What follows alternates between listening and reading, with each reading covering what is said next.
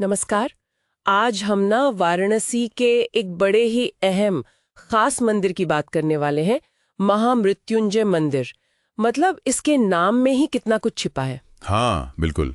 ये मंदिर भगवान शिव के उस रूप के लिए है जो मृत्यु पर विजय दिलाते हैं। है ना? सही। और हमारे पास ना इस पर कुछ जानकारी है, कुछ लेख हैं जिनसे हम आज बात करेंगे। तो आज कोशिश यही है कि इसके इतिहास, इसकी मान्यताओं को समझें। और ये भी कि आज के समय में इसका क्या महत्व है, क्यों ये इतना अहम है आस्था के नजरिए से। हाँ वही।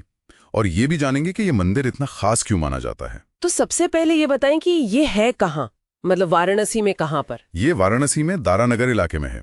जो प्रसिद्ध काशी विश्वनाथ मंदिर है ना, उससे ज्यादा दूर नहीं, कोई 1.5 किलोमीटर मान लीजिए। अच्छा, पास ही है। हाँ। और अक्सर ऐसा होता है कि जो लोग काल भैरव मंदिर जाते हैं दर्शन के लिए, वो इसके बाद यहीं आते हैं, जैसे ये एक रूटीन सा हो। हाँ, मैंने भी सुना है, एक तरह का आध्यात्मिक सर्किट बन जाता है। बिल्कुल। और जहां तक इतिहास की बात है, तो मान्यता तो यही है कि यह मंदिर हजारों साल पुराना है। सोचिए जरा। हजारों साल, मतलब बहुत ही प्राचीन। हाँ। हालांकि इसकी कोई पक्की निर्माण की तारीख नहीं पता हमें, पर स्कंद पुराण जैसे जो पुराने ग्रंथ है उनमें इसका जिक्र मिलता है। ये अपने आप में बड़ी बात है। स्कंद पुराण में जिक्र, ये तो वाकई इसे बहुत महत्वपूर्ण और प्राचीन बनाता है ना? क्या पुराण में कुछ और भी बताया गया है इसके बारे में, कोई कहानी? हाँ, पुराणों में कथाएं तो होती हैं।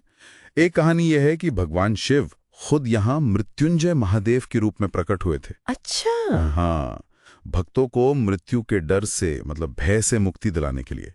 और कहते हैं कि यहीं पर वो बहुत शक्तिशाली महामृत्युंजय मंत्र भी प्रकट हुआ था। ओहो, वही महामृत्युंजय मंत्र जिसकी हम सबने सुन रखा है। जी हाँ, वही।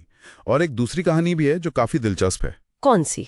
इसका संबंध आयुर्वेद के देवता धन्वंतरी से जोड़ा जाता है। धन्वंतरी? अच्छा। हाँ, कहते हैं कि उन्होंने मंदिर परिसर में जो कुआं है ना, उसमें अमृत की कुछ बूंदें डाल दी थी। अरे वाह, अमृत! हाँ, जिससे उसका पानी औषधीय हो गया, दवाइयों वाला। ये बात भी मंदिर के नाम से जुड़ती है, मृत्यु पर विजय। ये तो बहुत ही फैसिनेटिंग है। मतलब एक तरफ शिव का मृत्युंजय रूप और दूसरी तरफ धन्वंतरी का अमृत वाला कुआं, दोनों जीवन रक्षा से जुड़े हैं। बिल्कुल। ये दोनों कथाएं मिलकर ही इस मंदिर की जो मूल भावना है उसे दर्शाती हैं, जीवन की रक्षा और भय से मुक्ति। अगर मंदिर की बनावट की बात करें, आर्किटेक्चर की, तो ये उत्तर भारतीय नागर शैली में बना है, जो उस इलाके के पुराने मंदिरों में दिखती है। हाँ, वो शिखर वाला स्टाइल। हाँ वही। मुख्य जो गर्भगृह है वहां महामृत्युंजय महादेव शिवलिंग के रूप में स्थापित हैं। और परिसर में और क्या क्या है? वो कुआं तो है ही। हाँ, वो कुआं तो है ही। मृत्युंजय कूप, जिसका जल, जैसा आपने कहा, आज भी चमत्कारी मानते हैं लोग, रोग दूर करने वाला। और साथ में छोटे छोटे मंदिर भी हैं, जैसे हनुमान जी का मंदिर है, देवी पार्वती जी का, नंदी जी का। दीवारों पर भी शिवलीलाओं के चित्र वगैरह बने हुए हैं। माहौल काफी आध्यात्मिक रहता है। स्वाभाविक है। अच्छा, धार्मिक महत्व पर आते हैं। लोग यहाँ क्यों आते हैं? मतलब मुख्य कारण क्या रहता है? देखिए, सबसे बड़ा कारण तो है महामृत्युंजय मंत्र का जाप करना। लोगों का गहरा विश्वास है कि इस मंत्र को यहाँ जपने से गंभीर बीमारियों से लड़ने की ताकत मिलती है, अकाल मृत्यु का डर कम होता है। और मैंने सुना है ज्योतिष के हिसाब से भी इसका कुछ महत्व है। हाँ बिल्कुल।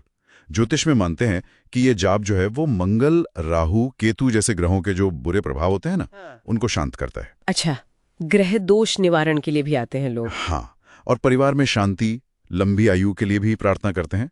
वो मंत्र तो आपको पता ही होगा, ओम त्र्यंबकम यजामहे सुगंधिम पुष्टिवर्धनम उर्वारुकमेव बंधनान मृत्युर्मुक्षीय मामृतात्। हाँ, बहुत शक्तिशाली मंत्र माना जाता है। बिल्कुल। और इसकी गूंज आपको श्रावण के महीने में, महाशिवरात्रि पर और हर सोमवार को तो बहुत सुनाई देगी। भीड़ भी खूब होती है इन दिनों। और उस चमत्कारी कुएं पर फिर से आते हैं, मृत्युंजय कूप पर। आपने बताया धन्वंतरी वाली कहानी। हाँ। क्या कोई और भी मान्यता है इसके पानी के गुणों के पीछे? हाँ, एक और बात कही जाती है कि पुराने समय में जो ऋषि मुनि यहाँ तपस्या करते थे ना, हाँ, उन्होंने इसमें कई खास जड़ी बूटियां और खनिज वगैरह डाले थे, जिससे इसके पानी में वो औषधीय गुण आ गए। अच्छा, ये भी एक वजह है। हाँ। तो आज भी जो तीर्थयात्री आते हैं दूर दूर से, वो इस जल को बड़े आदर से प्रसाद की तरह लेते हैं या फिर शरीर पर लगाते हैं, ये सोचकर कि बीमारियों में आराम मिलेगा। ये तो आस्था का बिल्कुल जीता जागता उदाहरण है। सही कहा। आजकल इस मंदिर की देखरेख कैसे होती है? कौन संभालता है? इसका मैनेजमेंट जो है वो काशी की जो मंदिर समितियां हैं और वहाँ के जो स्थानीय पुजारी हैं वो मिलकर करते हैं। और मंदिर आज भी उतना ही सक्रिय है, मतलब लोग आते हैं?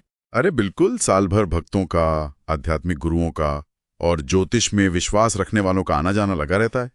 खासकर जो ग्रह दोष निवारण वाली पूजा होती है उसके लिए तो देश भर से लोग आते हैं। अब तो कुल मिलाकर हम ये कह सकते हैं कि महामृत्युंजय मंदिर सिर्फ एक पुरानी इमारत नहीं है। ये तो मतलब भगवान शिव के उस रूप में गहरी आस्था का प्रतीक है जो जीवन देते हैं, रक्षा करते हैं। सदियों पुरानी कहानियां और जीवित परंपराएं सब एक जगह मिलती हैं। बिल्कुल सही कहा। और वो महामृत्युंजय मंत्र जो यहाँ से जुड़ा है वो आज भी लोगों को डर और बीमारी से लड़ने की हिम्मत देता है। हाँ।